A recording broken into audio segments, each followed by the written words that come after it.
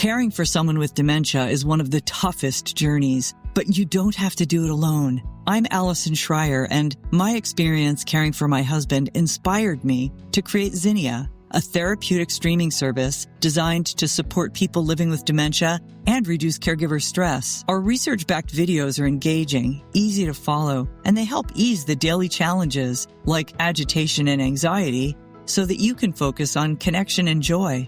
Available by subscription on mobile and TV apps, Zinnia makes every day a little bit easier. Go to zinniatv.com and sign up for a free trial today. Use the code RESOURCE for 15% off an annual Zinnia subscription.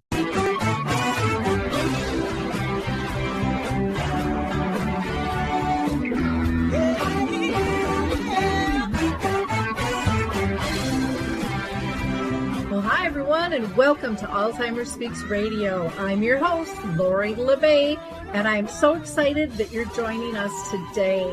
We are going to have a fascinating conversation, as usual, as we learn from people all around the world at all ages and stages of life. Stay tuned as we shift our dementia care from crisis to comfort. Here we go. What you think about, you will bring about.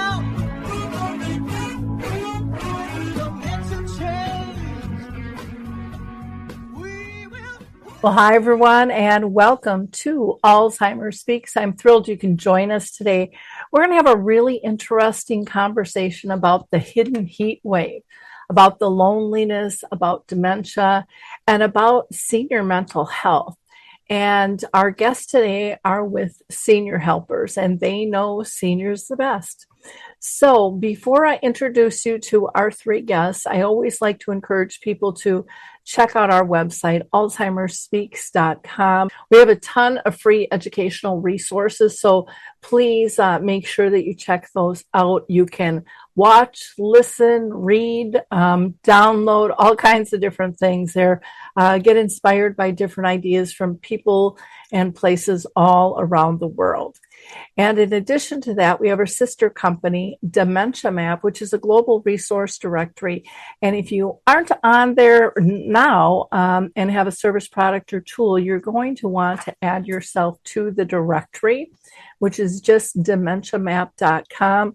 I also do tours to show you all the different avenues because the resource directory is quite a bit different than many other directories that are out there. And if you're an individual looking for services, products, or tools, you don't have to worry about making an account or having another password to remember or getting scammed or bothered by someone. We don't collect any of your data because our goal is to connect people to services, products, and tools in a safe, comfortable fashion. Now, one last housekeeping thing I want to do is I always like to give a shout out to my webmasters, which is Q for Good. If you're looking for someone who's fabulous, who actually listens to your ideas, knows how to implement them, speak in your terms, meets deadlines and your budget, they're the guys for you. Check out Q for Good. So with no further ado, let's go meet our guests. Well, I am so excited to have you all with me today. Senior Helpers has been out there for ages doing fabulous work, taking care of people, and I can't wait to hear what you have to say in terms of our care and how we can better serve and kind of get through this heat wave, dealing with our seniors and dementia and that loneliness factor that I think is so heavy on so many people and finally got brought to light during COVID. Wasn't really talked about nearly as much. And after COVID, it's kind of gone away, but it's still there. And it still definitely needs to be addressed. So again, thank you each for being with us. I am going to have Christina, if you want to go ahead and introduce yourself first, that would be great. Awesome. Well, thank you very much. Happy to be here. Christina Chartrand, Executive Vice President of Training and Programs at Senior Helpers Corporate. I've been with Senior Helpers for 20 years. I'm a true educator, kicked off my career as a kindergarten teacher, and then evolved through the many years working for different brands and ended up at Senior Helpers for the last 20. So just happy to be here and to share my insights on caring for people with dementia. Wonderful. Thank you. Tehjan, you want to go next and introduce yourself? Sure. Yeah, I'm Tehjan Prendiville, and I'm a registered nurse for almost 40 years with a specialty in aging medicine. And I own and operate Senior Helpers Home Care in Southern Arizona and in Northern Arizona. And I've been doing that for since COVID. So started in the midst of COVID and operate facilities in several locations here and still practice as a nurse. Okay, wonderful. Thank you. And Garret, you want to introduce yourself, please? Yeah, hi, I'm Garret Medeiros. I'm the lead caregiver for Senior Helpers of Southern Arizona. I focus on training caregivers, both in hands-on skills, our Senior GEMS program, and Parkinson's, and I've been training and managing caregivers for about 7 years now. Okay, fantastic. Well, we've got a nice variety of skill sets here in background, so that's wonderful. Now, I'm going to ask each of you if you've been personally touched in your own sphere of influence, family or friends, if you've been touched by dementia. And Garret, I'm going to go with you first. Yeah, when I was younger, I had an uncle who had dementia. I wasn't around him very often, but growing up, now that I'm in the field working with dementia, I realized I made all the wrong mistakes back then. So it's very important to kind of know better how to work with somebody with dementia. And that's pretty much how all of us step into it, is not knowing much and learning an awful lot.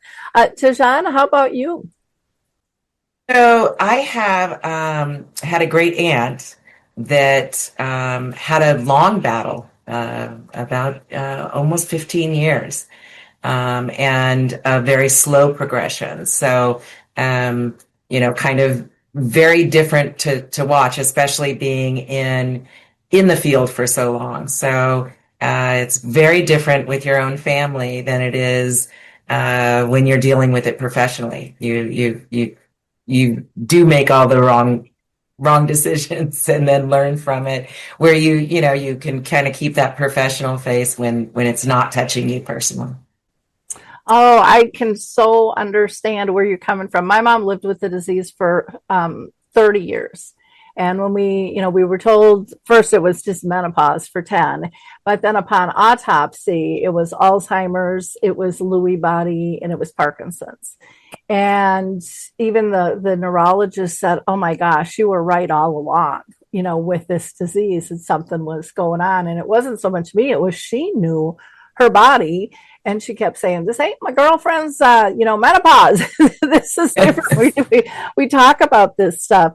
And when you talk about being a professional and then being a personal care partner, huge difference. And I see and hear that from people all the time. I had one gentleman when I was doing a conference just break down, and he was at one of the very front tables just sobbing hysterically, couldn't stop, couldn't get up, couldn't do anything, was just frozen.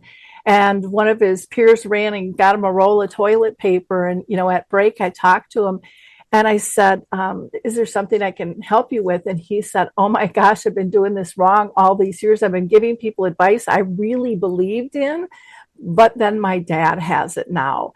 And I see how approach needs to be different. And, concepts are still there, but again, approach and perspective can make all the difference in the world with that. Christina, how about you? Have you been personally touched in your own family or circle of friends? Well, yeah, I'm actually going through it right now. My mom is in early stages and had a lot of cognitive things going on, and it's slow. It's a slow progression. Been in the business for a while and training, and as Tehjan was saying, I need to take my own advice. So I'm learning a lot. I see why you have a podcast, because there are so many now stories that I have and from different perspectives now, things that I could share with other people. Yeah, my great aunts had it when I was 13. And back then I was just told that's what happens when you get old. You know, it really wasn't named because I'm 67. So that was really a long time ago. And then I went through it with my mom, and now I'm going through it with another family member. And the journey is very different. And I have all this knowledge that, you know, I learned on my own journey plus from other people. And it's like, oh, I'm still kind of struggling with this one thing where she's, you know, where something that was working isn't working anymore. And I know that you need to be flexible. I know you need to be spontaneous, but it was like, oh, I didn't think this thing was going to change. And what has to change is me and my perspective of how to handle that. And so, yeah, it's just an ongoing learning, lifelong learning session, I think, when it comes to dementia and caregiving. Christina, I'm going to go to you first with a few questions. And I want to ask if you have some practical strategies for caregivers, care partners, and families in terms of how do they help their seniors feel less isolated during the summer months without being overwhelming or pushy? Because I think there's a fine line to that. Yeah, it's true. In the summer, people's schedules change, you know, especially in the 3 months of travel and kids are home or college kids are home. There's just there's always seems to be a shift in the summer. And with that happens, new routines need to be established with reaching out to your loved ones. You know, one of the things I also live in Florida and just moved my mom to Florida at probably the hottest time of the year. It's dreadfully hot here. We can't even get outside, moved her to this beautiful community, and we can't go outside. And, you know, one of the things that I feel is important, I actually have some extra help, some caregivers, senior helpers, caregivers in there as well to just focus on that, to actually just focus on activity. Their role is completely, hey, let's go do something in the building. Hey, let's go to the dollar store. Hey, let's check out, you know, what's on TV. If there's a really fun movie going on, that's their role. And honestly, that's now becoming my role as well, which is the role I really like, as being a daughter versus a caregiver.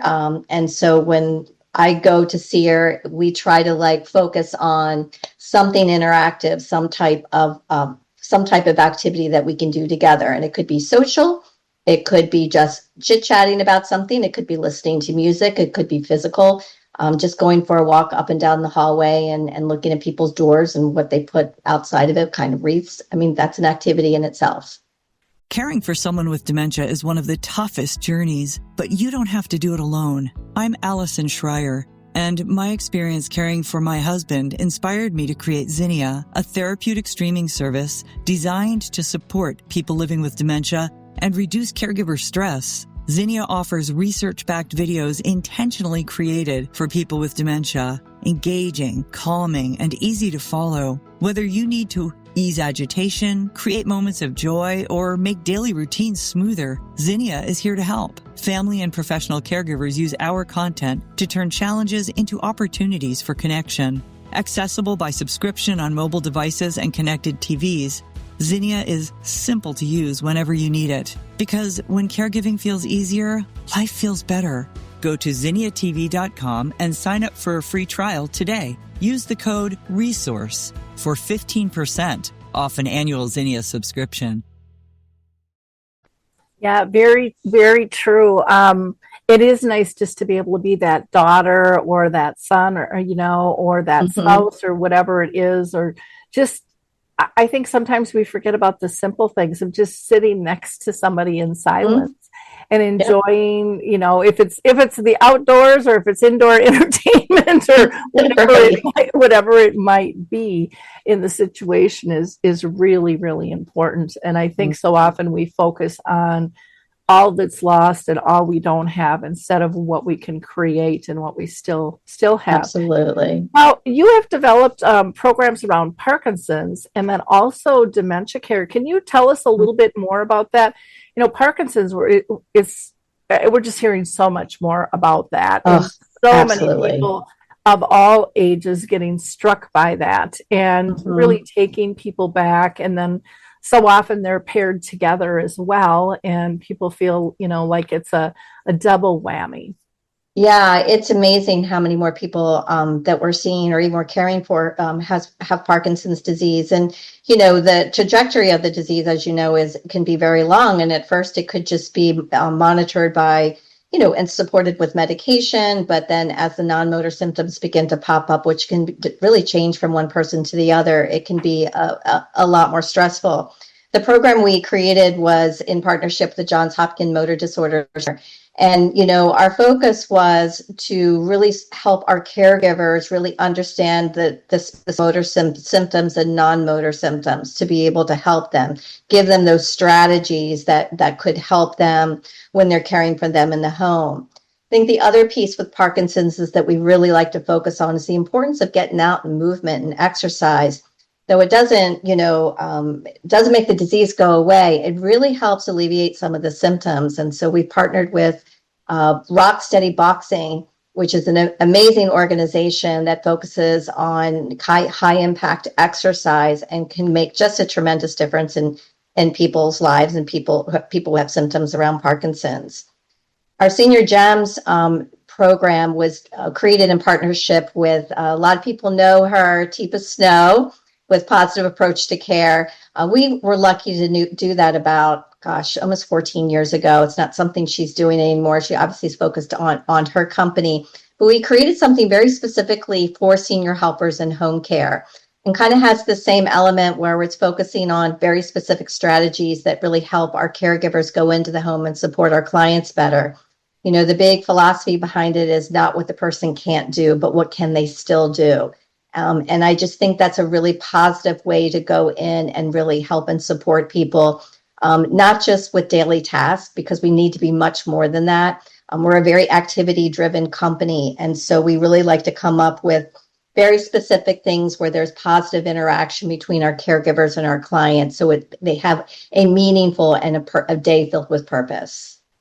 Oh, that's fantastic. I know for me, one of the things that I feel is kind of lacking out there in care is the understanding of multisensory connection and all the stuff that we take for granted that people with dementia or Parkinson's or whatever, I don't care if somebody's 2 years old, a 2-year-old or a 102-year-old, they're still processing and reading all of our nonverbals. And a lot of times we're walking in the room with the attitude we think we're hiding. And then we're not. It's all here, right? Exactly. And, having that toolbox is just so important, and that consistent approach. Now, one of the questions I wanted to ask, when you're training staff, do they share this information with families? Because I think so many companies don't share it with the families, and then there's a disconnect.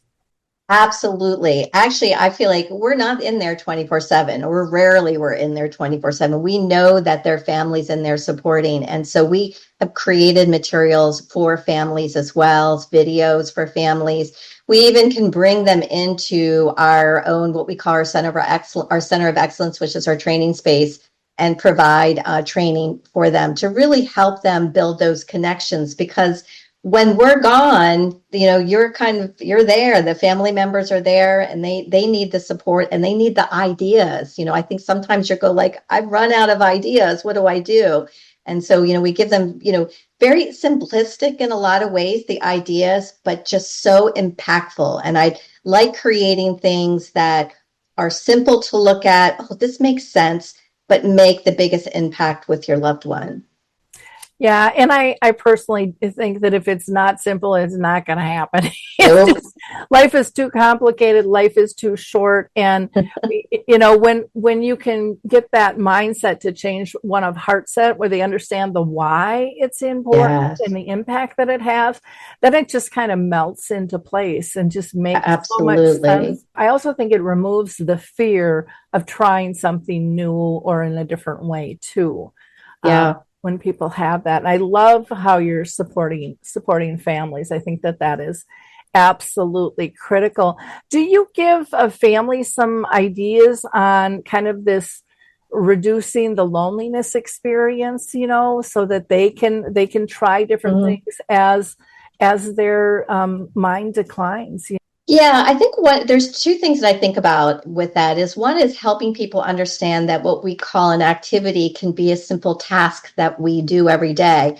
I feel like sometimes when we talk to our family caregivers as well as our professional caregivers is that they become really good taskmasters and they kind of almost take over the day to day. And you don't want to do that. You want to allow the person to be able to still feel like they're doing something. So besides, finding things that they enjoy doing, also remember that maybe, in their past, they were professional in an office. And so sorting mail is something that they would enjoy to do, or setting the table, or folding laundry, or going out and feed the birds. All of those are important things that we need to remember to kind of fill up the day. The other piece is that at Senior Helpers, we've created an activity planner. And within that planner is like a very long list of suggested activities that someone might want to do, all based on categories from, leisure activities to recreational to a whole variety for out shopping. Like it'd be simple as just having a cup of coffee, things that you enjoy doing. And the goal of it is for them to be able to find and be able to tick off, 25 to 30 things that they've enjoyed doing so that you actually have a list to go by. And I love the families to be involved in this because they'll be like, oh my gosh, they used to, really enjoy going out and putting the bird seed into the bird feeder. Oh, but we haven't been doing that. Or going to feed the ducks or going to the dollar store or whatever it is, right? They used to love, well, let's bring those things back. And I think the more that we can keep it up front, and it's not just about making sure that they're dressed and they're eating and all those things are important, not to say they're not important, but to also make sure that we're including in our day-to-day things that are filled with enjoyment. And that really helps with isolation. If you're just sitting all day and everybody's working around you, getting things done, that's very isolating. But if you can connect and engage and be a part of it, I always say things like, I could really use some help. Could you come help me out? I'm not quite sure how to do this. And having them feel like, well, sure, I can help you. I'll help set the table, or I'll help help you with the salad, or gosh, let's go and sort this, box of checkers. I just really need to figure out where all the blacks go, where all the reds go. The simple things like that, where they feel purposeful, that's what we want to do. But we want to do it and make sure that nothing feels babyish or simplicity. We want it to feel meaningful. So it has to be something that they connect with. Which makes a lot of sense because we all want to be treated with dignity. We all want to feel part of our community. We all want to feel that we're needed. The mistake sometimes families make is, okay, what can I do that they like? And I think sometimes we have to focus on what can we do that we like? Because otherwise some resentment can creep in there and you don't even know it. And why shouldn't you enjoy your day too and learn to create that joy and that happiness? When I was caring, more than one day, but one day in particular, I wasn't a gracious care partner. I was taskmaster. I had my checklist and you kind of go after it. And I ended up creating a tool called your memory chip, which I won't go into, but I interviewed people all around the world. And what I realized, and no one really stated, was that people didn't picture their life the way it ended up, but nobody was really talking about that entity. And for me, it was like, okay, I have to kind of go back to the base of Maslow's theory and just focus on, is my person safe, happy, and pain-free? And it totally changed how I did my tasks. I found I didn't have to do all my tasks. Some of them were there to make me feel better because there's no cure. It allowed me to let more people in because it was one of those things where, okay, it's not about being perfect and having it down to a fine art. Nobody wants to be chained to anybody 24/7, no matter how wonderful I am. It was one of those realizations. Yeah. And so giving people just all those little simple things and pulling them back to what grounded the two of you in life, what brought you joy, and then being able to duplicate those, I think is brilliant and reduces the stress, and it builds the trust, and it makes people not feel so isolated, because isolation comes to the person with dementia or Parkinson's or any chronic illness, but it also hits the care partner as well. And that's an entity that we don't always talk about. Now, you have a thing called 4Ms and age-friendly care. Can you define that for us?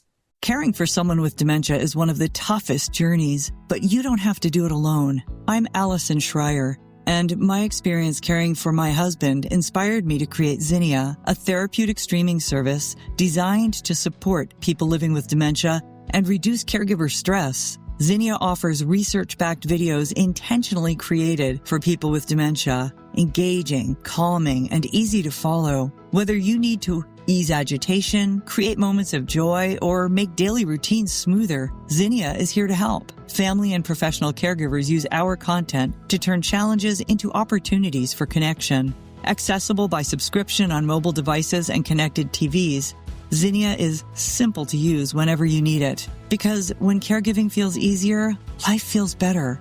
Go to zinniatv.com and sign up for a free trial today. Use the code RESOURCE for 15% off an annual Zinnia subscription. I can. So age-friendly care is a movement that's really happening across the country. Where we're seeing it first is in a lot of medical colleges and institutions, and kind of now trickling down to different acute and post-acute care, health care.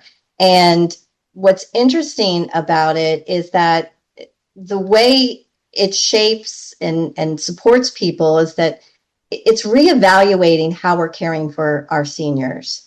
And at first, it's just like, okay, they're old and they're on like all this medicine and they've got all these chronic conditions, and I'm in there for 10 minutes and then I'm not going to see them anymore.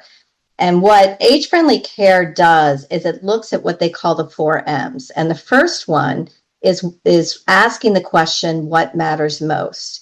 And in every conversation, an age-friendly care certified office or institution should be asking that question, what matters most? We ask it during the assessment process. We have the caregivers ask it during the day, because I think sometimes we just assume what matters most and not to really truly understand the true needs of what's most important to that senior. The other piece of it is medication management. We've realized that understanding and managing medication is a really critical part of actually aging in place. If you don't know how to do it, you end up in the hospital pretty quickly. And so with our life profile assessment, we evaluate using 7 different questions to see if the senior and or family really understands their true medical condition and gives them tools and strategies, going to visit with their primary care, asking the smart questions. Do I need to, be checking my blood pressure on a daily basis? Would a med planner be more beneficial to me? Do I understand what I can eat and what I can't eat that manages my medical condition? And several other questions. The third M is mentation. And so this is where our Senior Gems comes in. We understand, if I think about the thousands and thousands of clients that we care for, I am sure that there are many who have not been diagnosed with any type of cognitive impairment or dementia, but have it. And it's just because the chronic conditions are beyond and have so much more going on that the primary care just is ignoring or just chooses not to do anything about it. And this is important for us to know, because we want our caregivers to understand the difference of what normal aging looks like, what does early stage dementia look like, and better yet, what techniques and strategies can we go in and really support that person, especially in those early stages, to help them feel more confident. Is it the routine that's going to be critical on your day-to-day? So that's our third part of it. And then the last piece is mobility. So again, a fall is one of the worst things that we know that can happen, and you may not even end up back home, right? We don't want to fall and break a hip. So mobility is something that we think about as well. Are there things that we can go into the home and make changes, reduce risks, avoid clutter, add durable medical equipment, using a walker, especially when you're in the home? Are there things that we can do to really help with their mobility so that we can keep them safe longer? And that's what those 4Ms are all about. I believe if people haven't heard about this on your podcast yet, they will. CMS is recognizing it now, where it's now trickling down to skilled nursing, home health sees it, primary care sees it. And I really am excited about this movement because the focus truly is around the senior and how we can take care of them. And Senior Helpers is the first home care company that got certified in age-friendly care. And so many of our offices are certified. Tehjan's office is certified. And we're continually adding more and more offices every month. Oh, it's fantastic. And I mean, aging is something none of us can stop. You know, when I first stepped into this space in 2009, I was big into the dementia friendly because there was nothing there, but I knew it was so much greater than just dementia. And I love these 4 M's. I think they make so much sense that what matters. Oh, I can't even tell you how many times that gets overlooked. You know, it did when I was caring for both my parents. It did. It hasn't changed to this day. Rarely is that asked, and people think they understand their medications, but how often I hear of people going, well, and I just cut that back. I didn't think it was worth taking. And then it's like all of a sudden they're in the hospital because they're having heart problems or something, you know, right. Or they had that fall. And the undiagnosed piece, I think is really important too, because so often, especially if someone's dealing with chronic illnesses and symptoms, they just don't want another thing to deal with. So we'll kind of push that away and ignore it. But it's a critical piece because everything is so intertwined in our bodies and our minds and, you know, just our thought process. And so kudos to Senior Helpers to really stepping in and stepping up on that. Thank you very much. Thank you. I'm gonna move on to Tehjan, and you know I want to talk to you because you've spent your career in healthcare, Tehjan, and you know how has the conversation changed around emotional well-being and loneliness over time? Because I think it's changed big time. I still think we have a long ways to go, but what are your thoughts on that? Well, I've certainly, I think when you say changed, I think it's changed in a way that it's actually become introduced. It wasn't something that we really looked at, you know, as a nurse. You know, I started practicing almost 40 years ago, and what we looked at was, you know, a head to toe assessment. And by head, I mean, you know, the actual physical head and ears and nose and eyes. And we didn't really take into account anything else going on with the individual. So certainly not emotional well-being. And, you know, maybe 10 years past that. So 30 years ago, we started looking at maybe the, you know, at least some of the cognitive with mini mental status exams or the Folstein, you know, we started looking at those things, but still not really what somebody was feeling or how they were doing. We didn't really even ask. It wasn't something that we looked at. When we asked how you were doing, we meant, are you having pain? Does something hurt? Are you having any physical symptoms? We didn't look at the other. And so I think that how I've seen it change is I've seen it be introduced. And we've started to look at some of those things. We've started to do, like Christina said, you know, looking at what matters to somebody. You know, I've seen this evolve, you know, certainly much more rapidly in the last 10 years. I think that we've really started looking at some of much more of a holistic approach to who somebody is. And the 4Ms, having that as a part of what we're looking at really has made a difference. It's made it part of what are we looking at? What is important?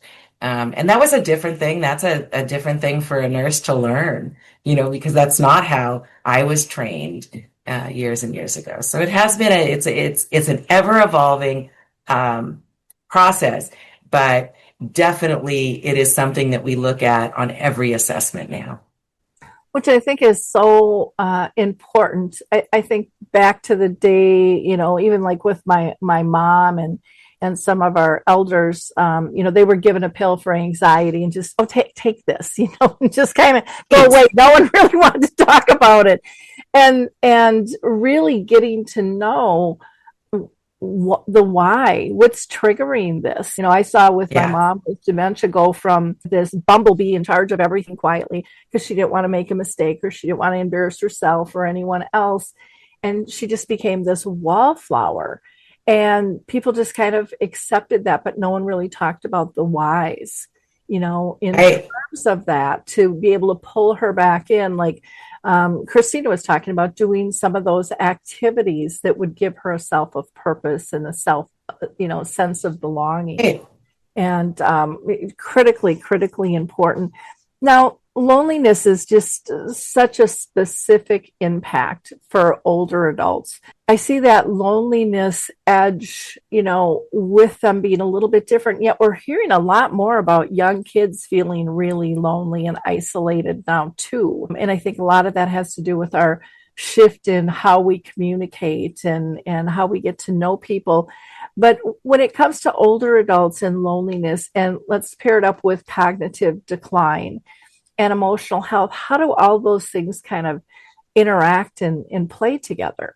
Yeah, well, loneliness is an issue. Loneliness is an issue for, cognitively intact and cognitively impaired. And if you think about it, I mean, for me, I kind of look at it like the levels of loss that we've had in our life is one thing. When you're younger, if you lose somebody in your life, you might lose one person in your 20s, say, or something, it's not something that you're dealing with on a daily or a weekly or a monthly basis. And so you start to lose those people who were around you that may have been the person that you did a class with, or that you talked to on the phone, or that you spent time with. And so you start to lose those people one at a time, and another one and another one. And so then you give up whatever that relationship was with that person, and whatever those activities were with that person, and whatever emotional needs that person was filling for you. You've lost those things.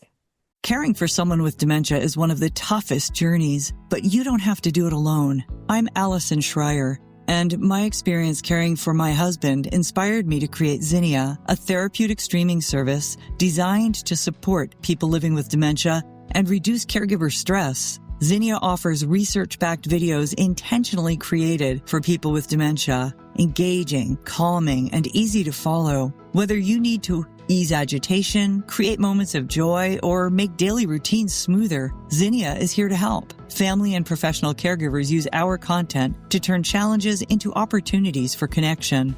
Accessible by subscription on mobile devices and connected TVs, Zinnia is simple to use whenever you need it. Because when caregiving feels easier, life feels better.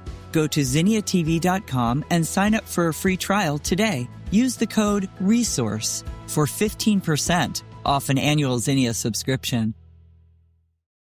And so I don't think that we recognize enough how much loss there is for somebody, and how much that contributes to the level of social isolation, or just a change in those things that mattered the most to you, or those things that were important, those activities that kept you, from feeling that level of loneliness. So I think that some of those are happening continuously, and it's kind of like being able to first identify it, and then be able to talk about that, and hopefully be able to have somebody recognize, okay, with some of those losses, how can we fill those needs? If it was a social isolation, you were playing cards with somebody, or some of the activities that even Christina had talked about.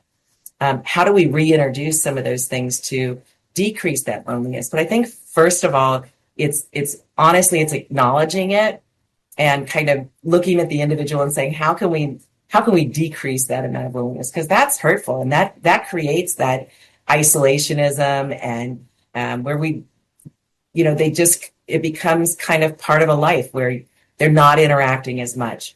And it's really a cycle that if we can intervene, and we train our caregivers on how to do those things, how to recognize some of those signs, and how to, be there and hopefully decrease some of that loneliness by being there.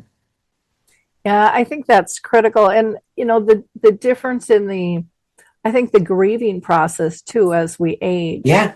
A lot of times people like, well, this is to be expected. We're not going to live forever. And then they start going inward about their own mortality. And well, why bother? Because I'm not going to be here a lot long. I mean, there's just so many things when you do ask that comes out, and again, there are such simple little things we can do to engage people. And, with dementia, a lot of times we redirect.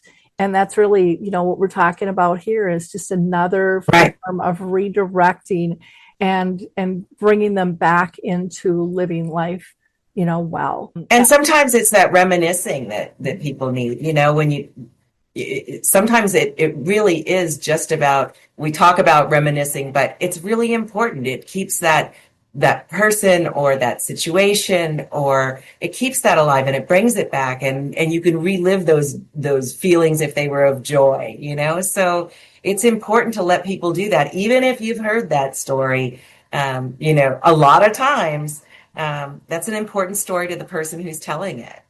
Yeah. And even if the story's not true. Yeah. To generate that laughter and create that story together. Because that can change the body chemistry, just getting somebody to laugh, which is really right.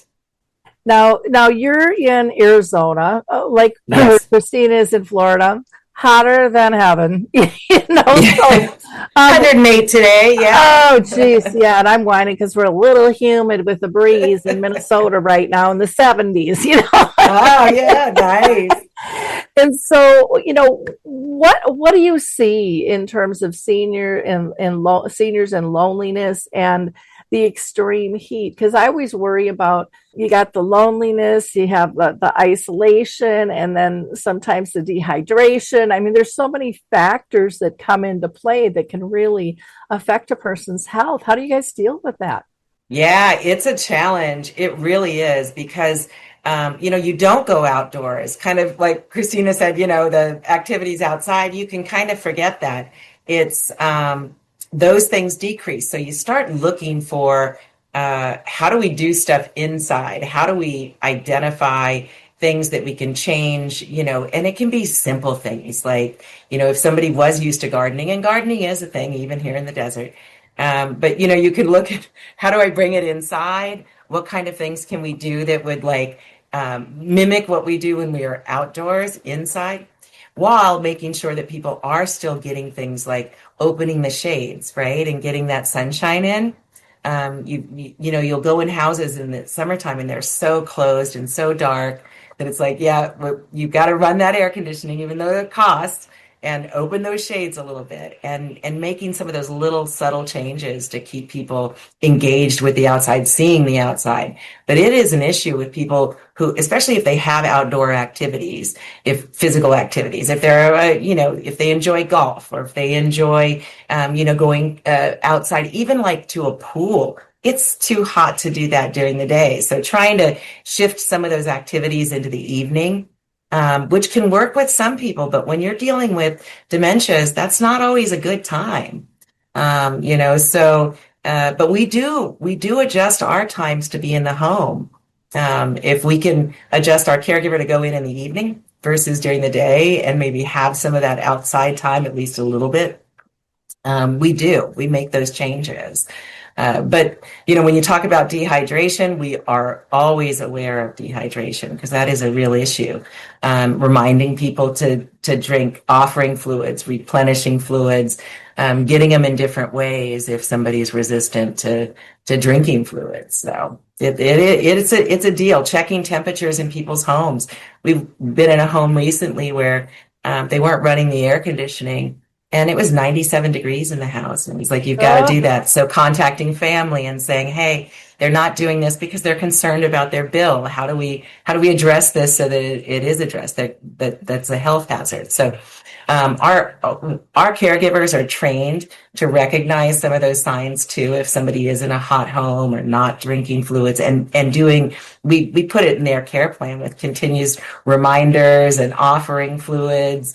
So it is built in to address those issues for sure in the summertime here. Well, and sometimes I know for our elderly, they'll cut back on their intake because they're worried about having an accident. So then you have to work that in, the incontinence issue and products, or just getting to the bathroom on a routine basis and things. So it's like one thing trips into another thing that trips into another.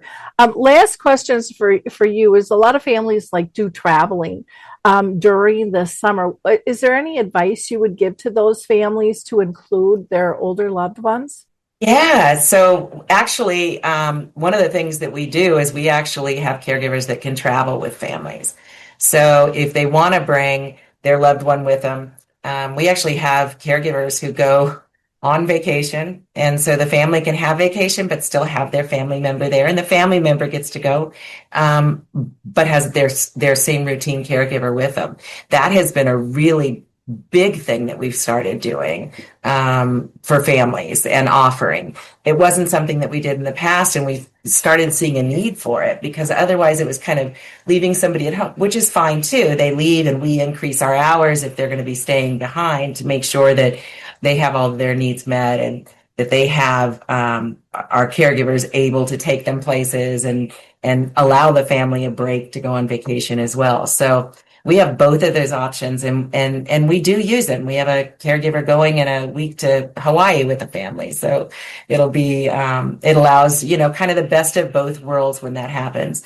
But if a family needs to go, we go all the way up to having a caregiver going in, 24 hours a day to make sure that families can get that break that they need and that respite as well, if they're the primary caregivers. And I love that idea. I know when I was little, my folks always brought someone to kind of babysit us kids. Yeah. Adults could still go out and have a good time. Right. Or when we took my folks, my dad had brain cancer, my mom dementia, we went on a family cruise, and we didn't do that, but I was the designated person, so everyone else could go off and do things. And Garret, I haven't forgotten about you over there. Experience as a caregiver. What are some of the small everyday actions that just make a huge difference in reducing a senior maybe with Alzheimer's or a different form of dementia, just to, kind of get rid of that feeling of loneliness during the summer months? Yeah, a lot of it is based off of, meeting the client or the adult where they are, is, finding ways to connect with them, to engage with them, and then also being consistent with it. It doesn't help if you're only in there once a week and 3 other people are coming and spending time with them. You really want to be that one person to specialize in their care. In order to do this, we try to focus on, what matters to the client. That's where the 4Ms are really powerful, and where senior gems are really powerful, because, if I go into a house and I am meeting this gentleman with Alzheimer's for the first time, I'm already going to have an idea of the things he enjoys doing, ways I can engage with him, converse with him, games, if he likes music. And that's where that consistency and that care plan really come in handy to help, alleviate feelings of loneliness. Caring for someone with dementia is one of the toughest journeys, but you don't have to do it alone. I'm Allison Schreier, and my experience caring for my husband inspired me to create Zinnia, a therapeutic streaming service designed to support people living with dementia and reduce caregiver stress. Zinnia offers research-backed videos intentionally created for people with dementia, engaging, calming, and easy to follow. Whether you need to ease agitation, create moments of joy, or make daily routines smoother, Zinnia is here to help. Family and professional caregivers use our content to turn challenges into opportunities for connection. Accessible by subscription on mobile devices and connected TVs, Zinnia is simple to use whenever you need it. Because when caregiving feels easier, life feels better. Go to zinniatv.com and sign up for a free trial today. Use the code RESOURCE for 15% off an annual Zinnia subscription. Well, and I love starting out with that. What matters, when you're doing your interviewing, it's very apparent how you guys have really integrated your programming, and that might sound silly and might sound like, well, of course they do, but I can tell you, there's a lot of companies out there that have programs that are really integrated to what they actually do in their It's services. a small change that has a really profound, existence in our company now. It helps a lot. Yeah. Yeah. Well, it's a guidance, and it's a philosophy of this is why we do what we do, to really make a difference, to really matter in somebody's life. And to me, that's the number one thing. How about building trust? Because I know there's a lot of people, I see it all the time with my caregiver support group. I don't want anybody in my house, or the care partner is ready, but the person with dementia is not. And how do you build the trust and a meaningful connection when you have that kind of resistance barrier going on there? Well, building trust starts the moment you walk through the door. The moment you've made eye contact with your older adult with dementia, you're already starting that engagement. It's all nonverbal, and they see you. They're watching you. So during Senior Gems, we practice a positive physical approach, where, we're going to stop at about 6 feet in front of them, kind of chat with them, say, hi, I'm Garret, make sure they see us, make sure we're waving. And then we're going to come up and shake their hand and sort of start engaging with them. We're also going to engage at their level. We're not going to stand up and loom over them. We're talking to them, not at them. So that really helps break down that first barrier, get us in, get us talking. From there, the conversation can go anywhere, and we can just start conversing. Yeah, I think that's so important, not invading their space and coming in too bold and too, hey, I'm here, let's get going, and really being able for them to read you and you to read them. I love, that whole positive approach, and understanding that, you have to let them absorb your nonverbals as well. So if you've got a big smile on your face, I'm seeing that over and over being reinforced now that I have a loved one in memory care. And boy, from one staff to the next, you can tell the difference in terms of, just how they enter a room and what her reaction is going to be to them. And, it's amazing to sit back and actually watch that happen. But I think also remembering every single one of us does that. We're summarizing things up. And, if we can use, those, our multi-senses to help somebody feel comfortable and calm, that's going to reduce a lot of those unwanted reactions, or what a lot of people, label as behaviors. We're just going to sidestep those and then move into more comfortable, joyful arena and environment that you want to build. So I think, kudos to that. Do you have some creative ways that you found to keep those seniors engaged if they're having dementia or not? And then especially like when they're traveling, to be able to keep them connected, because that can be difficult if they're traveling with them or if they're apart, keeping those activities are important, I believe. Yeah, so definitely having a line of communication with family is always helpful, even if it's a phone call, if it's a video call, those are always helpful. But also finding those ways to engage directly with your clients specifically, or with your loved ones. I had a client that I went out to. I would work, maybe 4 or 6 hours with him at a time. And I found out that he loved blackjack when he was younger. He'd be in the casino every weekend. I learned how to play blackjack from him. We would use M&Ms. We would probably play for the first hour of the day. Then we would go over and make lunch together, get all of his personal care done, and finish out the day playing blackjack again. And, that's what he needed to feel connected. Another individual I've been with, he would go on walks 6 or 7 times a day because he used to run marathons. Just finding that right way to connect with the individual is very important. Well, I'm just thrilled at all the information the three of you guys have brought to the table. Talk about nuggets. People aren't just going to grab one or two. You have given us so many valuable tools to be able to apply.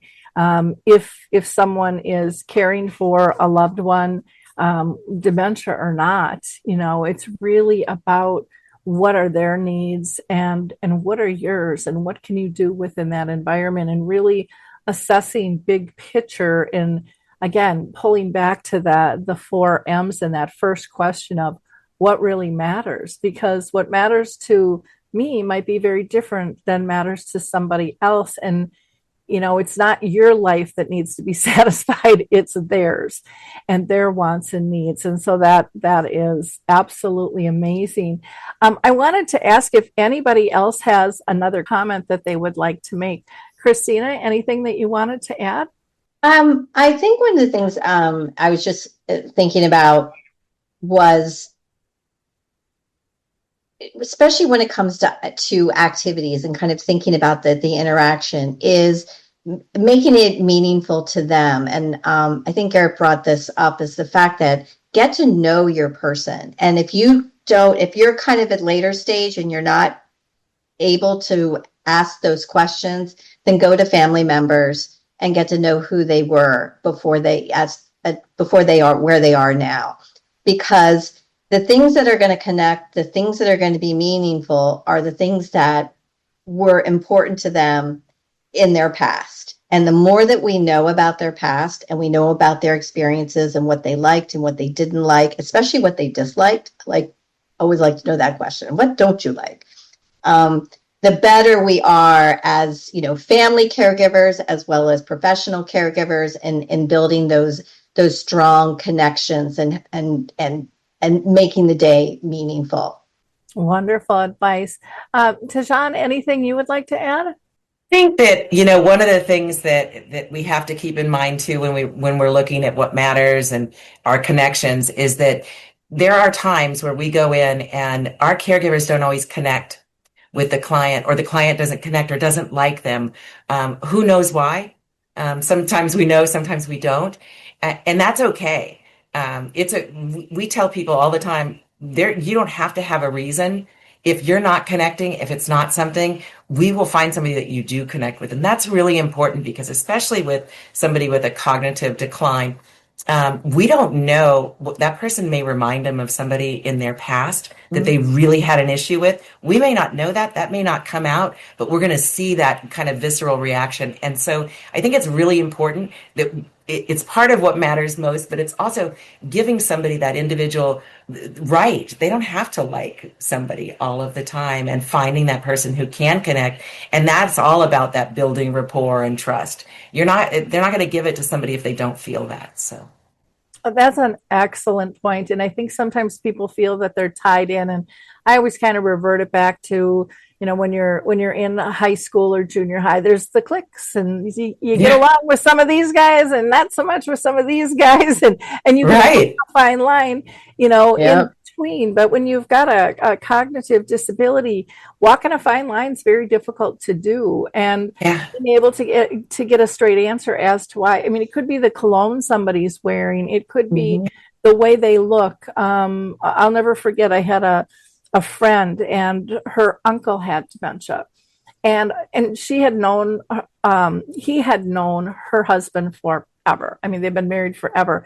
And all of a sudden, Bruce became the lady at the train station. And he had longer hair, but he was really tall, and there wasn't anything feminine about him at all, but he was the lady at the train station, And what that relationship was with the lady at the train station, who knows? But he adored Bruce, and it could be an opposite type of remembrance, because you really just don't have a clue with those things. And so being upfront and letting people know, well, like with dementia, it's kind of trial and error. You don't know from day to day how someone necessarily is going to react. Just like when we get out of bed, typically we don't pop out of bed and have the exact same day over and over and over.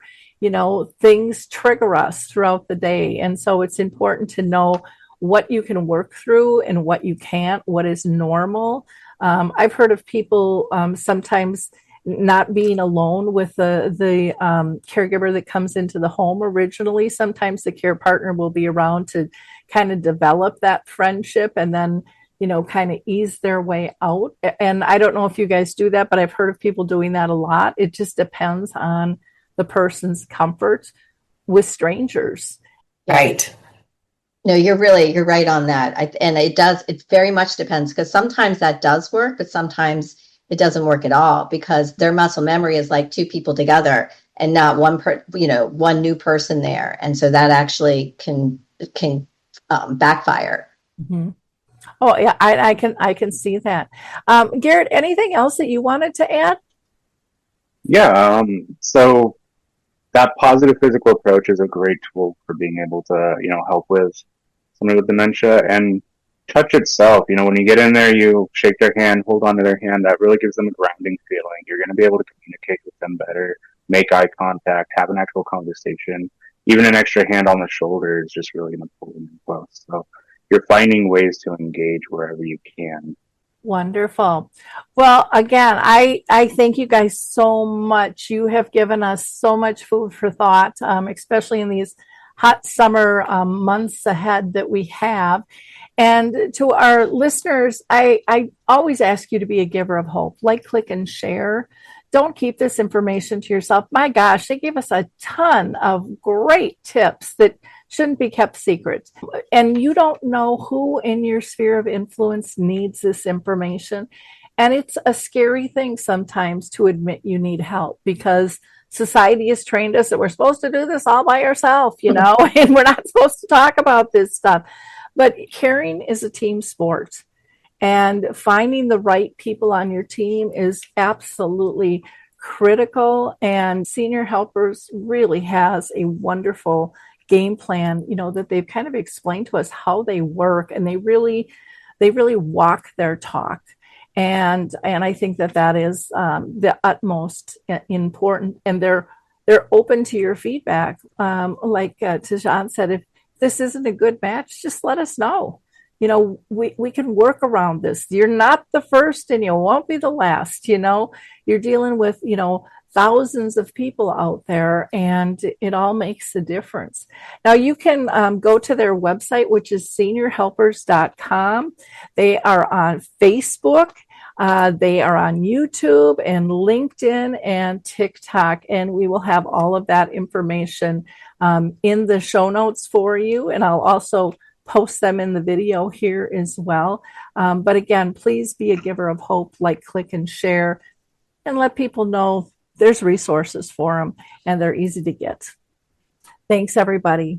Bye now. Caring for someone with dementia is one of the toughest journeys, but you don't have to do it alone. I'm Allison Schreier, and my experience caring for my husband inspired me to create Zinnia, a therapeutic streaming service designed to support people living with dementia and reduce caregiver stress. Zinnia offers research-backed videos intentionally created for people with dementia, engaging, calming, and easy to follow. Whether you need to ease agitation, create moments of joy, or make daily routines smoother, Zinnia is here to help. Family and professional caregivers use our content to turn challenges into opportunities for connection.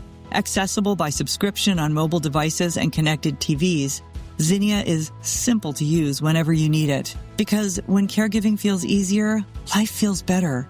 Go to zinniatv.com and sign up for a free trial today. Use the code RESOURCE for 15% off an annual Zinnia subscription.